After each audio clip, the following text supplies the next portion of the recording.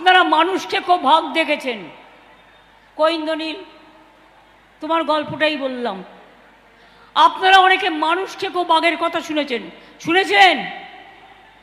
মানুষ খেকো বাঘ গ্রামগঞ্জে মানুষ বলেন, চলতি ভাষা। চাকরি খেকো মানুষ দেখেছেন? চাকরি খেকো বিজেপি পার্টি দেখেছেন? চাকরি খেকো সিপিএম পার্টি দেখেছেন? চাকরি খেকো রামবংশম দেখেছেন? 26,000 ছেলে মেয়ের চাকরি কেড়ে নিয়ে বলছে 4 সপ্তাহের মধ্যে টাকা ফেরত দাও 12% সুদে।